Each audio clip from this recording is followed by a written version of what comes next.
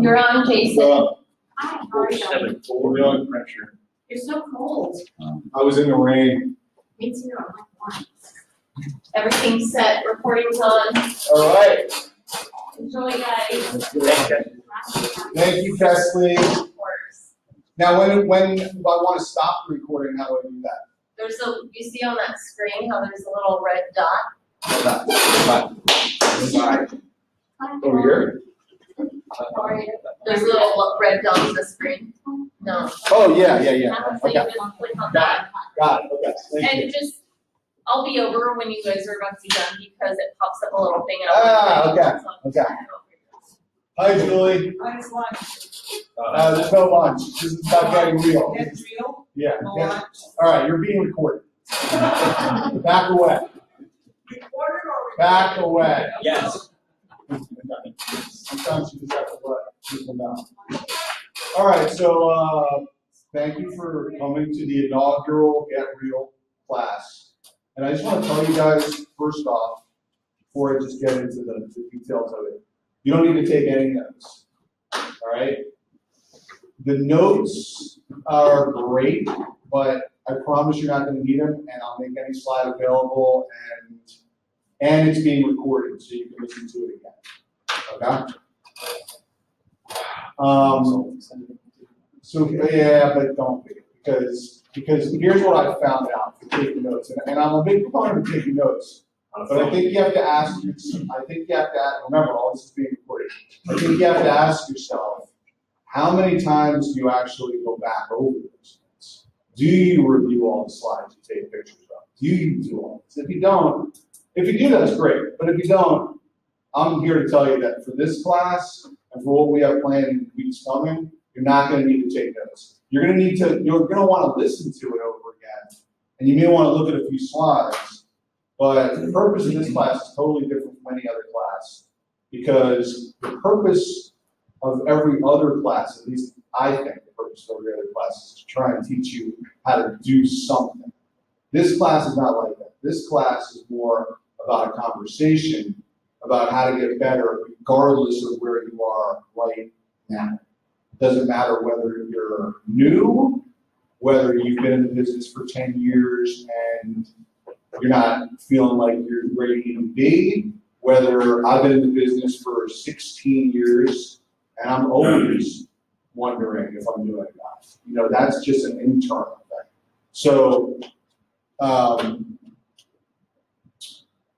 I spoke to Alan yesterday, and we basically talked about how I should do this presentation.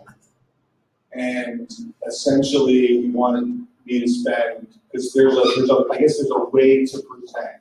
And I'm pretty unorthodox when it comes to how to present, but I'm going to just go by what it is. Basically, what he wants to do, he wants me to give you like a 5-minute pitch on how this is going to go, who I am, and then I'm going to go through the course, and then we're going to recap, okay? So, I'm not going to assume you guys know who I am. I know I just met Royal. I know I know most of you, but here's the bottom line. Jay Capit, 16 years in the biz. I do exactly the same thing you guys do on a daily basis, which is pretty much grind it out. The only difference is that I've got a lot of experience, and now I'm into a different phase where I'm trying to build a team. That's pretty much the only thing. My issues or my day-to-day is the same as yours. I deal with the same thing you guys deal with, the same questions, the same concerns, the same self-doubt, the same everything. The only difference in my world is that I've had a lot more reps and I've had more successes, but I've had just as many failures, just as many people that have backstabbed me, and just as many people that have done exactly what I thought they wouldn't do. So it's not, there's no difference with anybody in this room other than the experience level and the amount of, I say reps, I mean how many times they've either gotten listings or how many times they've been in a position to get a listing, how many times they've had a conversation. Welcome.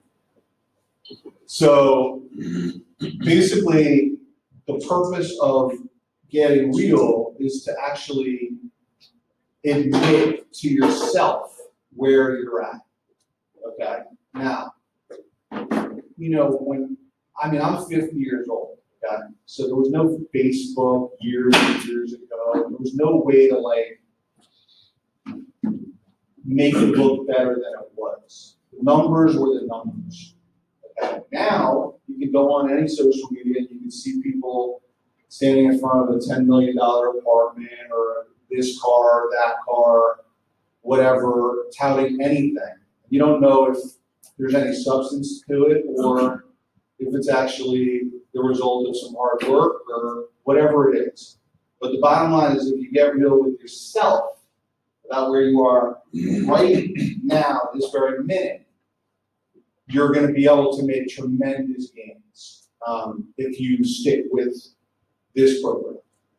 Because this program is not like any other program where you just come in and you learn and you take a bunch of notes and then you just kind of either apply them or you don't.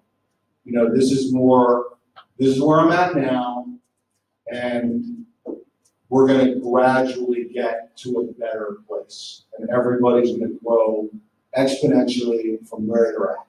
So, like, Worrell is new. He's brand new.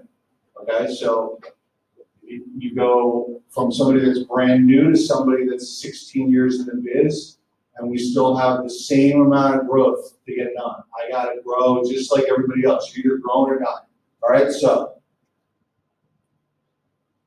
first of all, why am I starting the class? Well, this was like the brainchild of Alan, myself, and John when we were at MegaCap, and then when we were at FSO. And so, I don't know if you guys know what FSO is, but I have an equity position in this firm. I own a portion of, a very small portion, very small. But it still obligates me to go to these events. Even if I didn't have an equity piece, I would still like to pay it forward. That's just my personality. But I do, and I want to see this firm grow, and I don't want to see a mission statement that we read every team meeting about being the #1 market center just be for the sake of reading.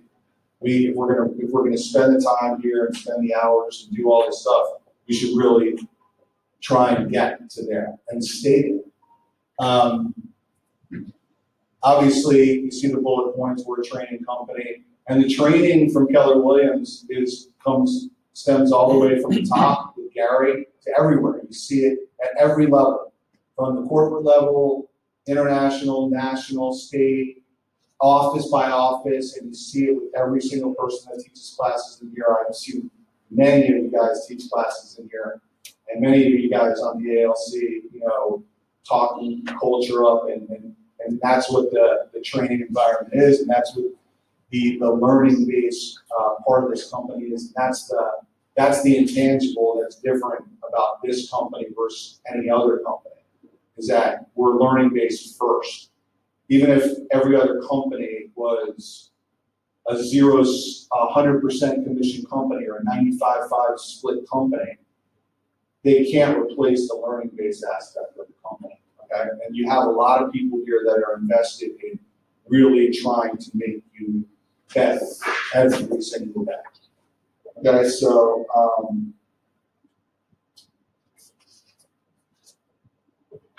welcome to They're Real. All right, so here's the current situation. This is going to be good because, you know, when Alan and I talked about this, and John, you know, Alan's vision is to have hundreds of people taking this class. Now, obviously, we have 10. And that's fine. I would have taught it if there was 1. You know, because, again, when you see the topic of this class, you're going to understand why I said that.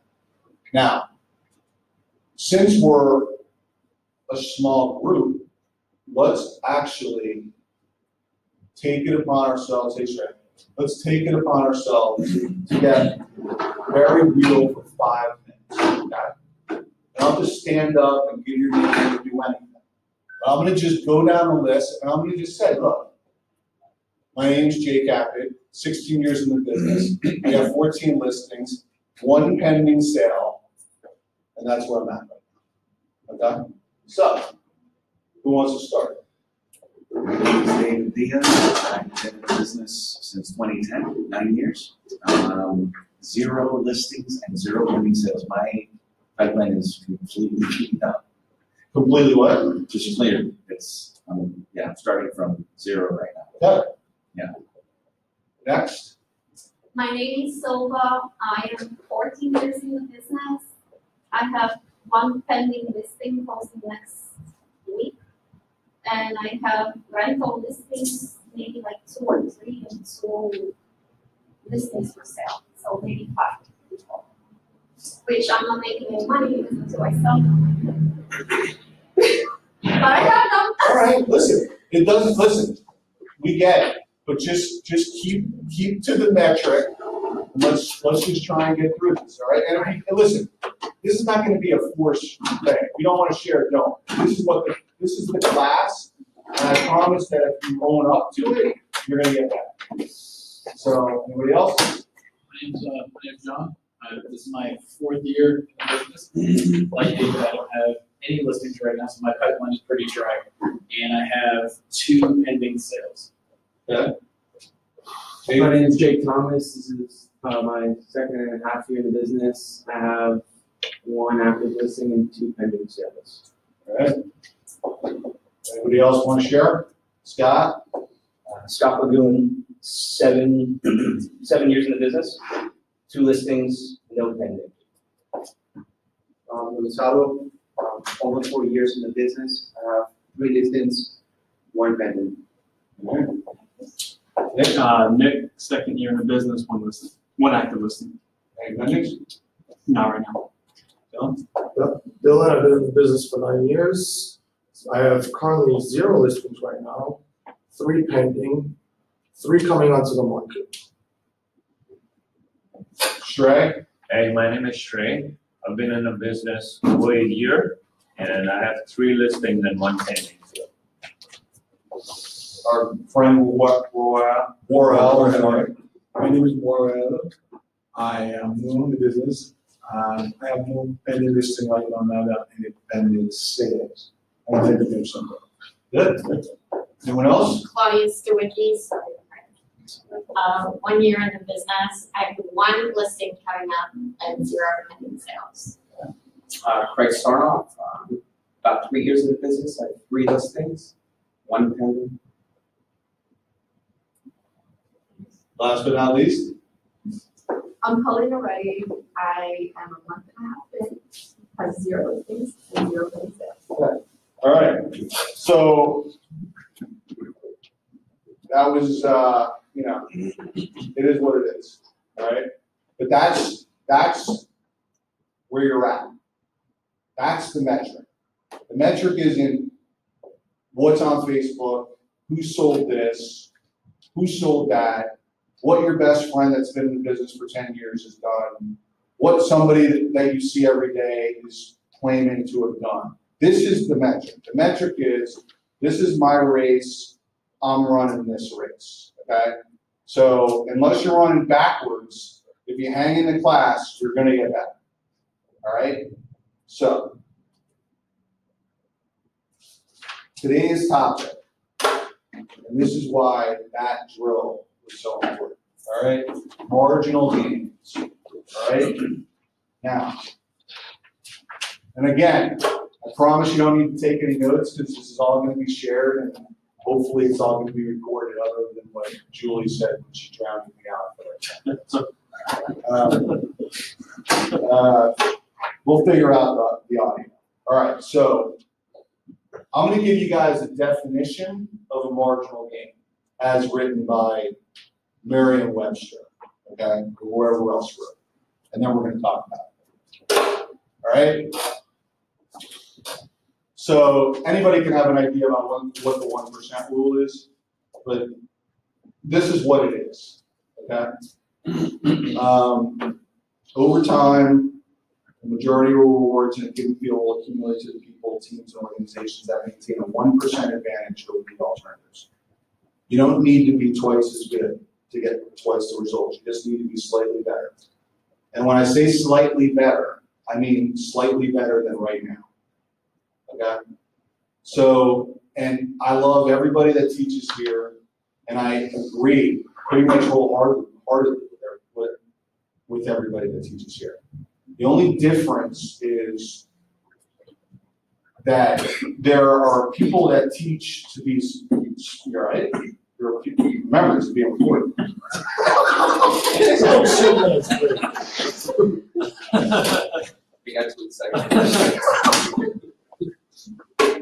So there are teachers and people that teach this same thing. The only difference is that I don't teach you guys to sprint. I teach you guys to be marathon. Right? There's a difference in sprinting and preparing to sprint and preparing to run a marathon. All right? If I say go all out and make 20 phone calls a day and 20 contacts a day, that's a sprint. Okay, that's not, that's easily said, but that's not easily done, especially by somebody new, somebody that doesn't love to get on the phone, somebody that is not the most well-versed with scripts. That's really hard to do. I mean, it sounds good in theory, but in practice, it's difficult. Okay? So the idea is to become a marathon runner, where you work towards the goal of what most people would sit in here and teach as what you need to do to be successful. What you need to do to be successful, if I'm going to disagree at all with any of the teachers that teach in here or any of the teachers that teach in a KW capacity at all, is that the only thing that you need to do is get better every day than you are currently now. Okay, that's the marginal gain. All right, that's where the 20 rule stems from, and that's what I'm hoping to kind of push through in this class. The idea of understanding that just a very, very, very small gain is all that it takes to see a lot of success in this business. All right, there's no more do or die situations. It's any incremental increase to get better on a daily basis is going to help you guys exponentially. All right, so let's take a vote. All right, and we'll just make this a conversation. What's more important, motivation or habit? Habits. Anybody disagree? You think motivation? No, Yeah. habit too. How's that? I think that if you're just in your habit and you're not just, really meaningful when you're doing these things, it doesn't work. You need to have the motivation to do your habit. Okay, so, but when you say meaningful, that's not motivation, that's passion. Okay, so motivation for me was passion. Okay. So I'll agree with you if you think it's passion. But, and I don't know how old you guys are, so the next slide might not.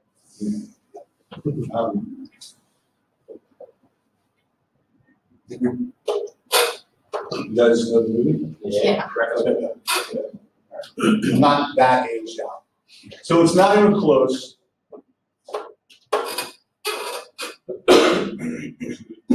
And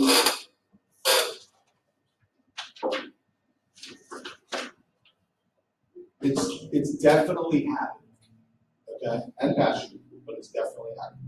But good habits, not Huh? bad habits. Right, and we're gonna get to that too. So, and here's why, all right? So the idea is that the habit is subconscious.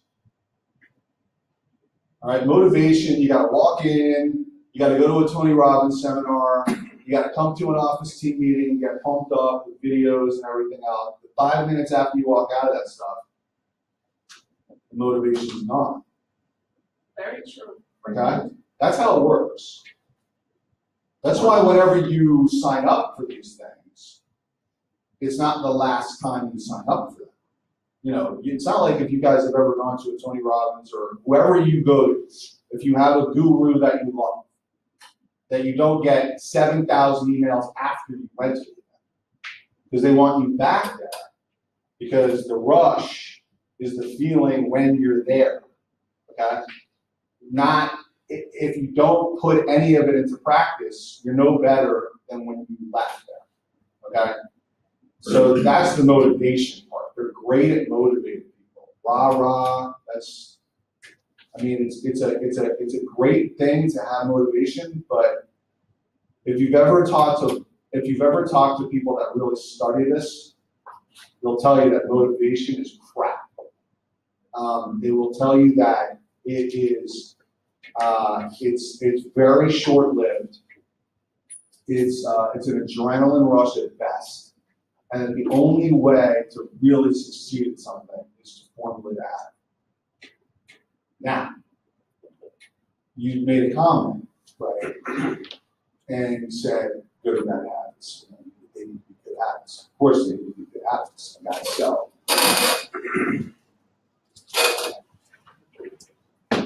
Anybody want to take a stab before I move to the next slide about and define what a habit is? It's something that you do consistently that is natural. It's so natural that you no longer have to really practice it anymore. But obviously something that you want to keep on working on. I'll go with that. Anybody else? As well as that, it's a consistent practice that you do sometimes even without thinking about it. Okay, so let's go to that slide. So it's repeated so regularly that it's subconscious. So this goes back to your point about it can be a bad habit too. Okay? Everything's a habit. Everything. Now, we all have bad habits, right? Can we agree we all have bad habits? Yes. We do them. We would love to stop doing them, but we do them. Because they're habits. They're subconscious. They just happen. Now, can you imagine the worst habit you have, okay? That is daily. You know, wake up late, or you're a terrible driver, you bite your nail, whatever it is, okay? There's a million. You could spend a week and a half on it. Let's just imagine on the flip side that ingrained in your mind was this habit that you could not stop doing that was contacting 30 people a day. That would be a pretty good habit to have. Yeah. Now, the thing is that it's not a habit. You have to be motivated to do it. You have to be like basically beaten into submission. Because it's not a habit, it's an activity. Okay? If you could somehow figure out how to make it an activity, then, a habit, it would ultimately flow into your subconscious, and then you would catch yourself doing it even when you didn't want to and you wouldn't need to be motivated to do it. Now, I'm not saying making calls is the habit you want formed. I'm just saying that everything in this business, this people that are really successful are habit-based, not activity-based. Okay? It's a habit to do certain things. It's a habit to make a comment to a person that you normally wouldn't make a comment to. It's a habit to speak up. It's a habit, all those little things, when they enter the subconscious and become a fabric, okay, of how you go about your day, it's just a habit, then you can understand the idea behind why habits are so important and how you can get away from the idea that the job of lead generating or whatever it is that you're doing is a job or an activity and just not part of how you function on a daily basis. So the question is, how do you get 1% better? And the answer is really simple. You have to form good habits. You have to be cognizant of what's a good habit and what's a bad habit. Okay? With everything. It doesn't, and I'm not talking, when I say this, I'm not talking about real estate habits. I'm talking about habits. Okay, like, for instance, you got Tara Carter, you know, who's on Facebook. She's up at like 3:15 every morning. All right. That's a habit that she's getting into, right? It has nothing to do with real estate. It has to do with owning the day earlier.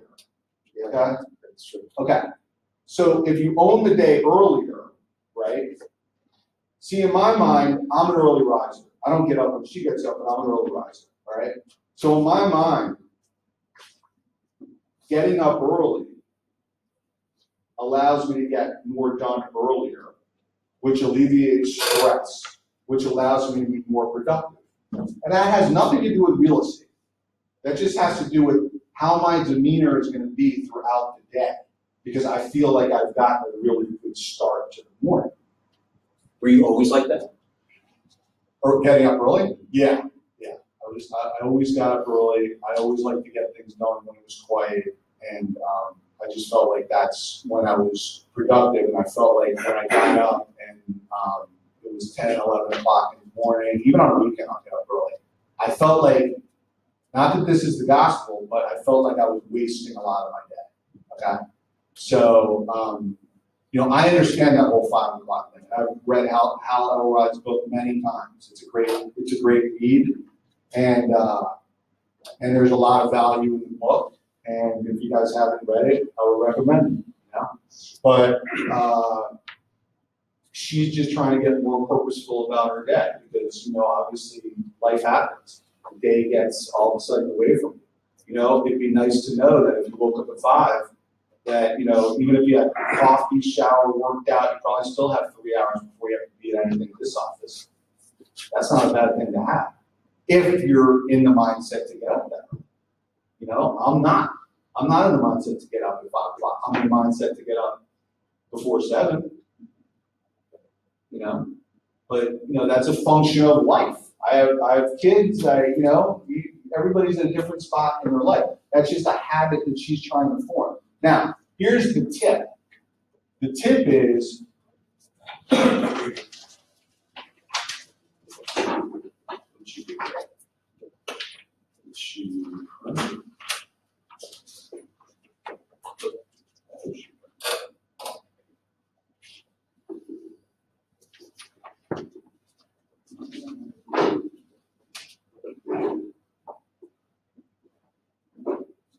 I want to go back to one slide before, because we've done it on page.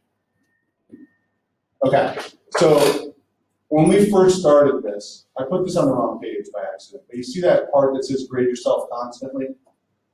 Okay, so this is what I do with habits. You guys don't have to do this, but this is what I would recommend. It's the easiest thing to do, all right? So every single aspect of your day, every single one is a habit. Every single thing. Now, it's either good, bad, or neutral. And neutral is like, because remember, habits are habits. It doesn't have to be related to anything. It doesn't have to be related to real estate. It doesn't have to be related to business. It's life. What is your habit? What do you do when you get up? You read the paper, you take a shower. That's a habit. Okay? Taking a shower is a neutral habit. Some people it might be good. Some people it's a neutral habit. You do it every day. Whatever. It's a habit. Okay? Plus, minus, or neutral. So basically what you want to do is you want to create a win column. You literally want to grade your habits. Okay? So at the end of the day, as long as there's more pluses, you can have plenty of minuses. We're not pretending here. This class is called Get Real. We all go out, we all get drunk, these are not, you rate these habits, they might not be great. That's probably a negative habit. Some people, hey, listen, if you're celebrating your kid's birthday, getting drunk might be a plus. But on a habit basis, going out every day and drinking yourself into oblivion is a negative habit. Okay? So what I'm saying is that if you rate your habits on a daily basis, then you would get real with yourself daily instead of trying to figure out why you lost the entire quarter or lost the entire year or not making incremental gains year over year. Okay, that's basically what happens. So, like for instance, if you're trying to get into the habit of lead generating, and you can honestly say to yourself, did I make a contact today? And the answer is no, that's not a good habit. Okay? Now, in order to form a good habit, the difference between what I think you guys should be doing and what some people that teach here think you should be doing is that I think that if you are trying to understand the value of lead generation, that you need to start lead generating. You don't need to call 50,000 people, okay? But you do need to start. And lead generation is not defined.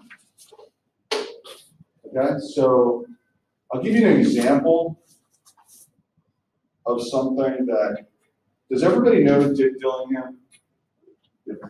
Okay, so Dick Dillingham, fantastic guy, you should look him up, he's part of KW Corporate. He was one of the first guys to ever start with Garrett Dunn. All right, I mean, this is old school. Nicest guy. I met him multiple times, helped me on a lot of occasions, trying to understand certain things. He was in Austin when I was there a couple weeks ago. And basically, he got up in front of everybody and he said, you know, I lead generate every day, but I never call expireds. Never call for sale by owners. Okay? And he started rattling off all the things he doesn't do. Okay? So he stood up in front of everybody and he goes, here's the lead generation. Here's lead generation, my daily lead generation, okay? I'm not willing to call expireds. Let's look at this one. Not willing to call for sale by owners. Not willing to do any relocations.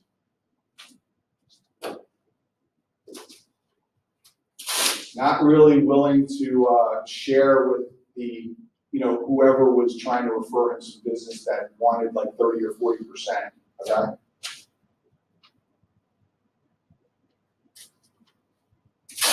Not willing to go to functions to angle for business when it wasn't genuine. Okay? And then he was left with like this, I'm ad-libbing here, but he was left with like a piece of paper that was like this big. This is a very, very, very successful person in this business. All right? So he said, he didn't really tell us what this was. He's a humongous networker. But all he said was, I'm really, really good at this. Okay? So like, what I'm trying to tell you guys is that you don't have to take everything that they say at these meetings as the gospel or how you have to get it done, the actual way. If you don't like calling for sale by owners or expired, don't.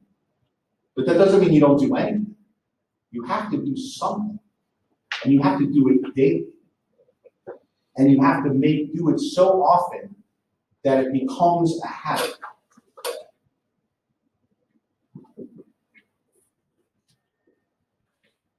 Okay, so who's heard this? Has anybody heard this? Seen this? Of the hockey stick analogy? Well, it is a hockey stick analogy, but who's heard of that quote? Gary Keller. Okay, he's used that before. All right? Right. So This is basically what goes on in this business, okay? Because, and this is analogous to why casinos make an absolute fortune. So does anybody want to try and take a stab at why this is analogous to going to a casino? Think about it. People just spend their time. Okay. I've never been to a casino, so. From the graph, it appears that an incremental loss is much more difficult. And over time, suggesting here that it may be exceedingly difficult to get back to where you were once you have suffered that loss. However, an incremental 1% marginal gain compounds over time and allows you to gain even more. It's like compounded interest. So that you're onto it, but let me even advance that. Yeah, go ahead. When you have a bad habit, you can only get to the floor. When you get to the floor, that's it. Right. It's not going to get any worse till you die and you go under the floor. Okay. But when you have good habits, there's no limit on how you can go. Great, great. So those are both great observations. So I want to give you a scenario. Have we all gambled here? Have we all gone, played blackjack, roulette, whatever? Okay. Slot machines. You realize that at a casino, that the house advantage could be just 1%.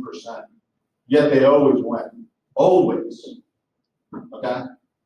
So what happens is that for any of you guys that are gamblers, how many times have you gone to a casino, whether it's for anything, friends, bachelor party, anything, okay? And you go to the table and you say, oh, I got $300. And then you sit there for 5 hours having a great time. And at the end of the 5 hours, the 300's gone, right? This is the you are losing so slowly you think you are winning. I didn't really get killed. You know, I lost $300. I was there the whole week. It was a great time. You can basically rationalize the entire week away with this mentality. Okay?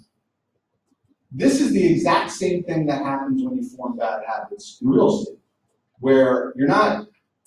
Let's say that we have some people who admittedly don't have listings in the room, right? So you're not really losing because you don't have much to lose, but you're not winning either. So you're grinding and you're just in basically a flat line. And like what Gonzalez said is, you're already here with 0, but the problem is that you're losing not because you have less listings, but because you're not making any gains, okay? And you're just in this period of just where you're in a lull. So you think you're not doing any worse, but you're not helping yourself any because you're not gaining good habits. You're not establishing ways to get better on a daily basis. You just think you're no worse off because you don't have a listing or you don't have something pending. So you don't really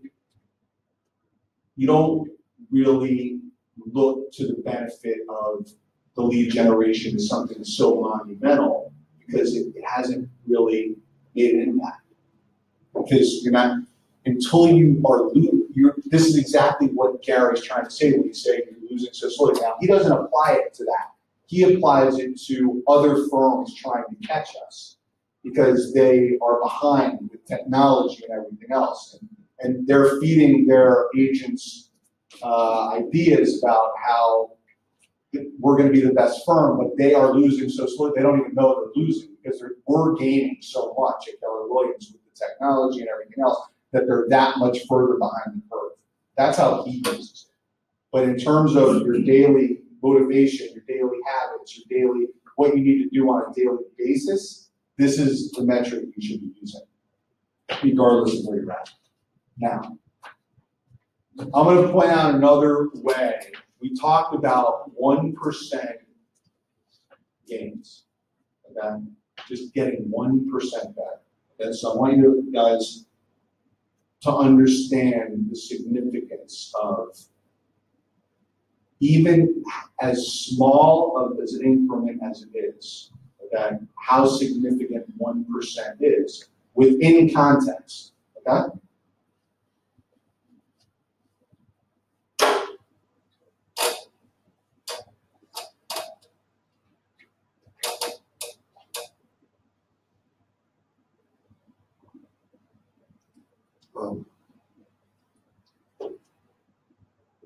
That, to a seller, is reasonable, 1%. Does it sound reasonable? No. I've dealt with that hundreds of times. Hundreds. Go ahead. Well, it's not really 1%, It is. it's 33%. No, you're right. It is. It is 33%. But it's 1% to them. Okay? It's 33%. And believe me, I've had that conversation too. But that's 1% in certain people's minds. 1%, just 1%, Jay, just give me 1%. That's it. You know, 1%. All right, 1% is huge. All right? Does that in any other kind of field where you're employed and you get a salary, it's like you go to your HR department and say, just give me 1%. Just in real estate it happens. Yeah, but the difference is that it happens in every job. But the difference is that you don't think about it. I could apply it to everything. But the truth of the matter is you don't really give it a second thought because you don't really assimilate 1% to being this unbelievable sum. But I want you to think about it a little bit broader, okay? And spread your, wrap your mind around the idea of a buyer, okay? If a buyer's looking to buy a house and he is shopping for a mortgage, 1/8 of a point is going to make a difference to this person. 1/4 of a point is going to make a difference to this person. They're going to blow deals over that.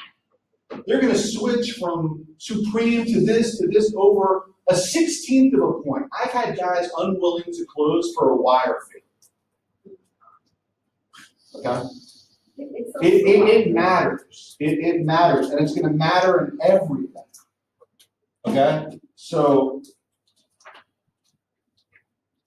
how do you get better? Anybody want to take a stab at what I'm going to say? Form good habits. Yeah, but how? First, determine what you want. What? Determine what Okay. you want. Sure.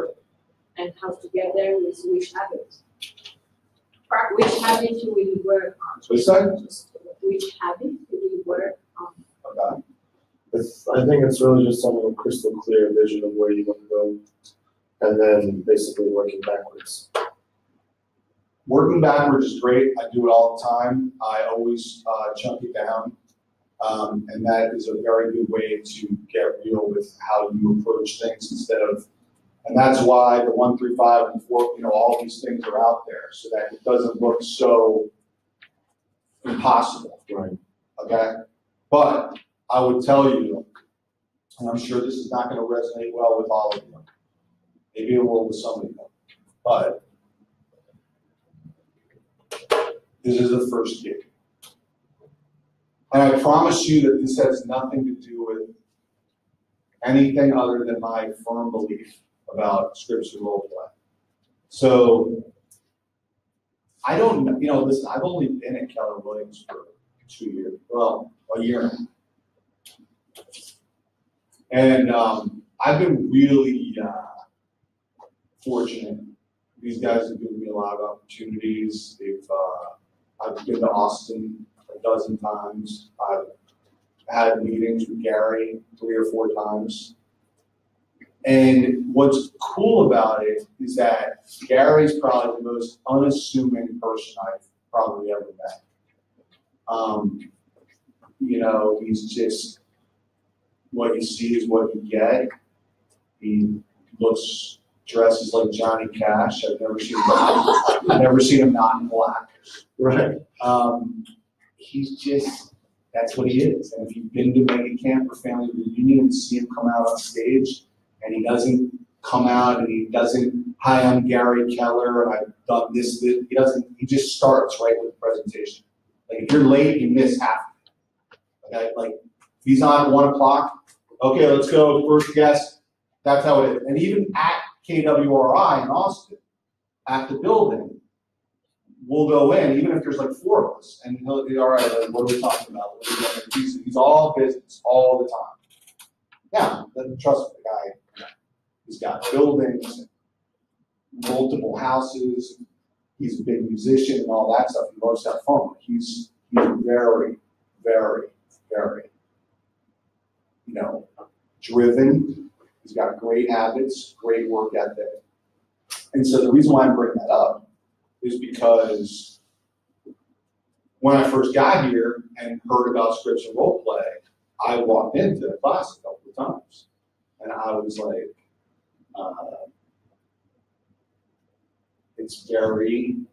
it's tough because scripts and role play is somewhat robotic if you've never been in the class before.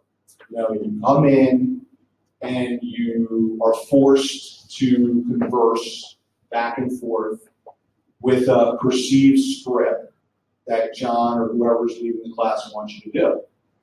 And it's not the most comfortable thing. So there's a real value to it, but I can see that it affects people differently and it makes people uncomfortable. So when I was in Austin,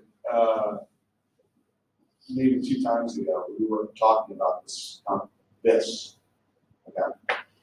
And it came up about scripts and role play. And Gary asked me, he said, do you go to scripts and role play? And I said to him that I did. I said, I have. I tried to help the Market Center. But that it seemed a bit robotic to me.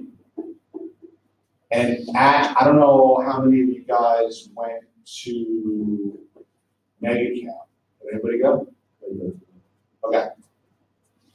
At Mega Camp, he had a breakout session for a few people that he invited, because his goal at this Mega Camp was to kind of bring back what he had at previous Mega Camps when the firm was much smaller. And when they originally had Mega Camp, it was like Gary, like 100 people, because the firm just wasn't that big. So he invited 100 people, and I got to go and listen to it. And he basically started talking about scripts and role play, but he made a comment about the fact that it's the most important thing, bar none, the most important thing. But he added something to it. Okay, and what he added to it was basically confirmation for me, which is you go to scripts and role play, you learn every script, okay, but you learn it so well that you internalize it, and then you can make it your own. Okay, so that it's not robotic. And he used the word 15 times because he knows that that can turn people off. Okay, the problem is that people come into scripts and role play, and they are so fidgety, so tense, that they never get through and break through having the conversation so many times to be able to internalize it and make it their own. So when I started talking to Gary about this, he basically said to me, you have all the scripts. You've just internalized them and made them your own. So I can overcome objection after objection after objection. And they may not be straight from the books that they have you learning from as scripts. That's only because I've taken that and just basically gone over it so many times, and so many times that the overcoming the objection and the conversation and the tonality of the conversation has changed completely, as opposed to this robotic back and forth that you have to have. But the only way to get there is to continuously practice it. Now, you don't have to practice it at scripts and role play, although that's a great start. But you have to practice it in real life. And those are the reps that I was talking about. You have to have conversations all day long.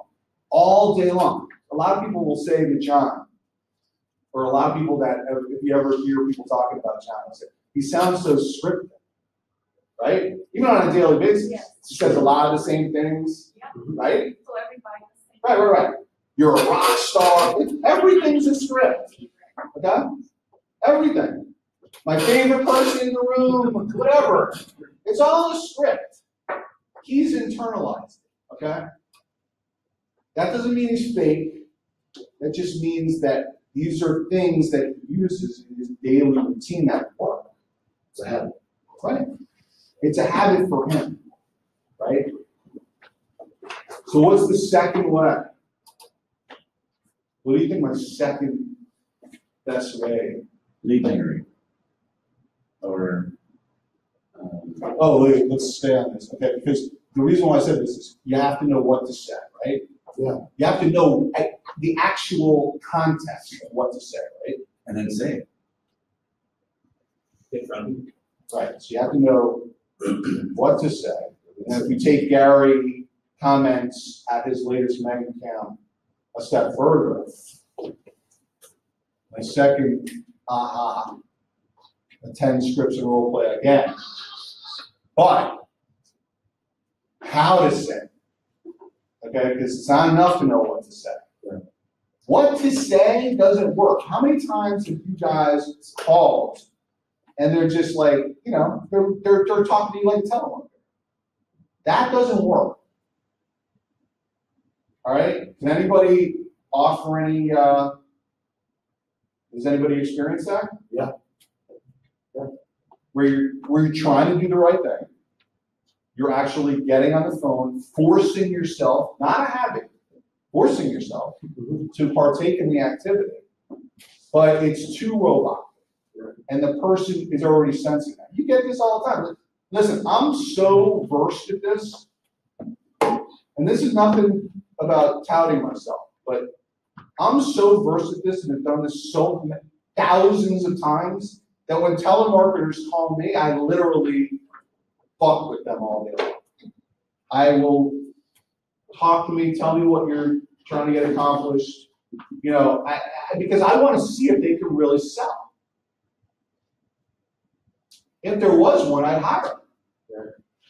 Because they're not even great at it. They're robotic because they have to internalize what they're pitching. Okay, this is a job to them. This is not a habit. Okay, if it was habit, you would be able to have a conversation with anybody, no matter what. It wouldn't have to be presented in a real estate capacity. And it wouldn't sound like a sales pitch. Right. I mean, I have conversations all day long with every single person, whether it's the person I'm grabbing coffee from, the gardener, anybody. There's a conversation. Anyone. And it's very organic. It's very easy. It's not forced. It's not anything. Okay? It's a conversation. And then if you're able to capitalize on the conversation, that's how you lead generate. And that's why you should go to scripts and role play to finalize and figure out how to close people. Because if you don't have listings, okay, then your issue is you're not talking to enough people and you're not in a position to close them. Okay? You can talk to, how many times you guys get on the phone and call somebody, you know the call's not going well. There's no way to close the person. Because they're not giving you the opportunity to close them. Right? How many people can honestly say in this room that they get on the phone every day? Right. Now, if we don't want to get on the phone, how many people would say that they do any form of lead generation during the day? Yes. What do you do? My high success rate is actually texting. So I'll try call first. If I can't get through, I'll text. And it will usually just be quick. It will just usually be a follow-up of my last conversation with them. So sometimes, I work predominantly with buyers. Sometimes they're a few months out, and I'll just say, okay, well, the last thing that they need to do is improve their credit. And my call will be to see how that's going along. And then, if I can't get through, instead of leaving a voicemail, which I think the percentage of people listening to voicemails is extremely low, I send a text message and just say, hey, sorry I didn't get through to you, just want to follow up and see how your credit improvement is coming along. Okay, I saw some other hands. Yeah, what do you do, Tom? I don't know. Great. It's starting to work, right? Yes. And you like it. Should I say you like it, or is that overstepping? I like it. I don't love it, I like it. Okay, you like it more than calling? Okay, you've done it. I've seen you on social media. You obviously are doing it with a lot of consistency. Yes. So it's becoming almost like a habit. Yes, like Go out. if I don't do it, it's weird. It's like, why didn't I, what happened today? Right, okay. Which is good. Gonzalo, how often are you doing that? We do 4 times a week. Okay, that's it. I saw a couple other hands. I didn't know. Yeah, go ahead. I do not in my neighborhood. I just don't do it consistently. Right, so it's an activity right now. Right. It's not a habit. Correct. Right. And when I've door knocked, I've always ended up getting a lead from it. Right. And I tell myself, why am I not door knocking? Right, and so that's the momentum that you gotta capitalize on. And then you just gotta force yourself to do it. And when you force yourself to do certain things, they become habits. Forcing yourself to work out every day. A lot of people don't like to do it, but then it becomes a habit. And then you're always in the gym. And that's a good thing. If not, just because a habit's good doesn't mean it's just gonna form. You have to take the necessary steps to form the habit. So reps, get repetitions, form the habit. Okay, so anybody else want to comment? But Just listed, just sold, whoever I know my database. okay. Are you doing it consistently? Fairly, even if I don't have a listing, I would still say like listed, but then if you want to see the property, then reach out to me. Okay. So, yeah, go ahead. I'm going to events. Going to events consistently? Yeah.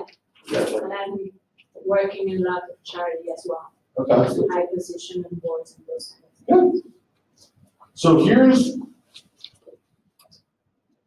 here's what I want to say, and I've said this during the class. I'll wrap up in a couple minutes because I want to keep you guys, got about 4 slides left. But like I said before, today's class is about marginal gains. Marginal, the smallest of gains, okay? Like I assimilate this to however small an iota. I'm saying if you normally walk a mile, okay? If you walk a mile and a tenth, that's a gain for the day, okay?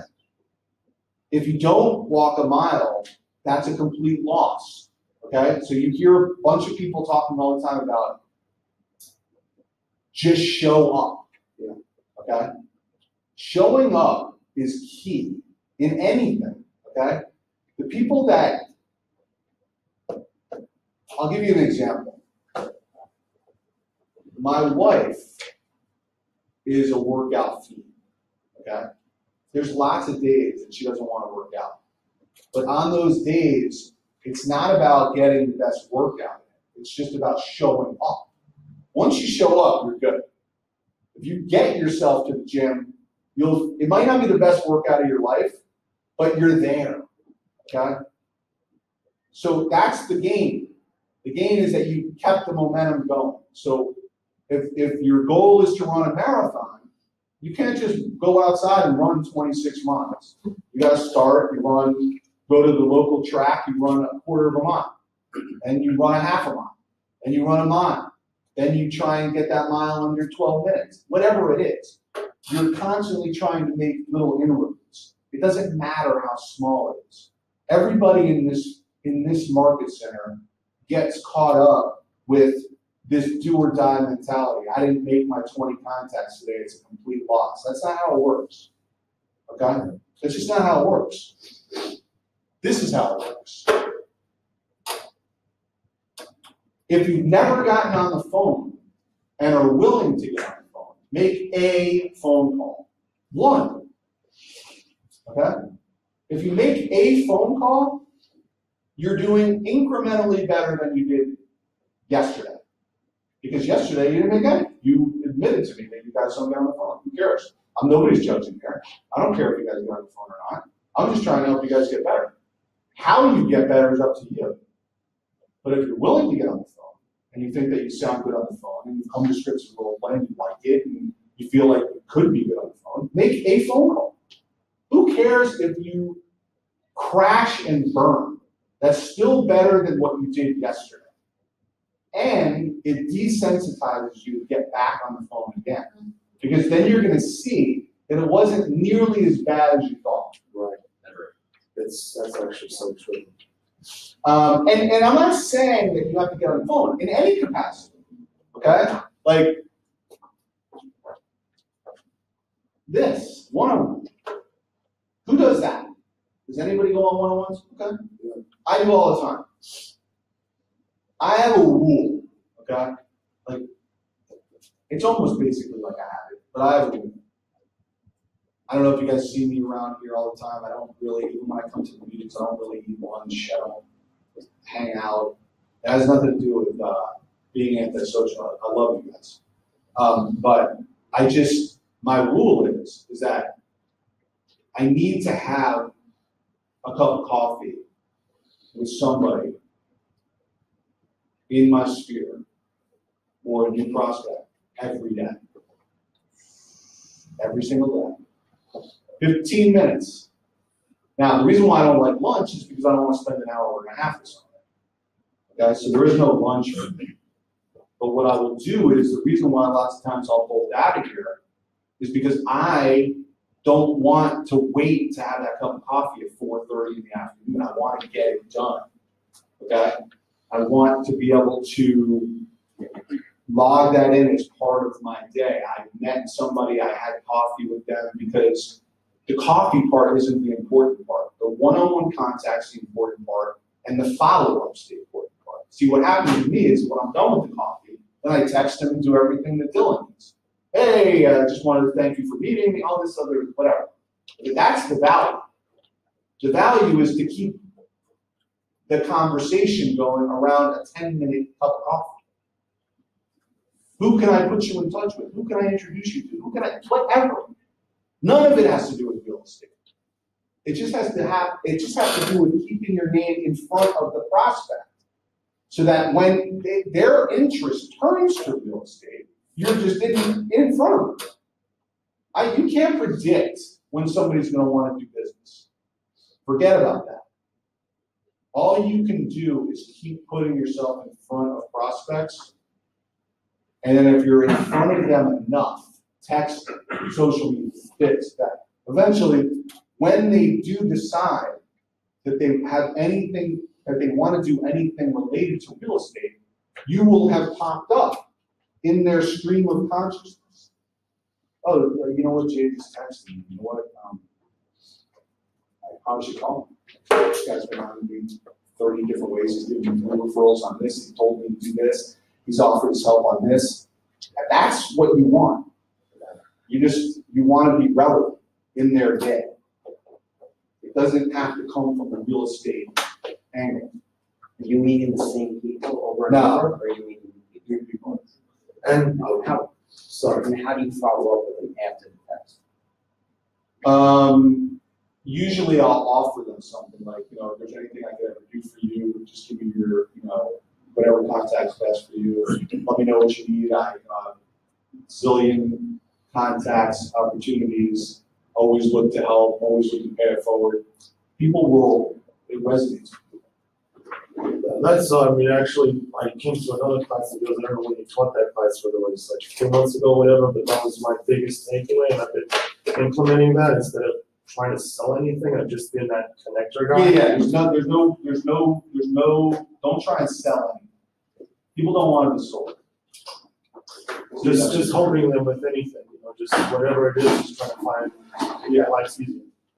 So that's just, if you're gonna take away something from this class, and this class is gonna happen every 2 weeks. This time it's gonna happen in the 3rd week because the 2-week period that we were gonna have this class on, there's an FES all-day event here. So we couldn't do it, so I think it's October 10th. But this is the summary. Yeah, well, I forgot that one slide.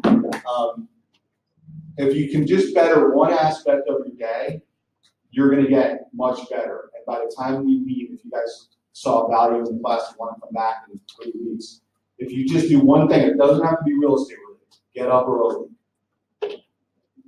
Do 20 push-ups, anything. Because what happens is when you do something better every day, your entire psychology and how you approach your day changes. Okay, if you're constantly trying to improve. This has nothing to do with real estate and more than just do good, clean living. Okay? When that type of mentality dictates how you are in the workforce. If you're having a good day, health-wise, whatever, this, that, it's gonna resonate. How you talk to people, if you don't, then that too will resonate. So this is the recap. You know how many listings you have. You know how many pendings you have. You know that good habits are more important than motivation.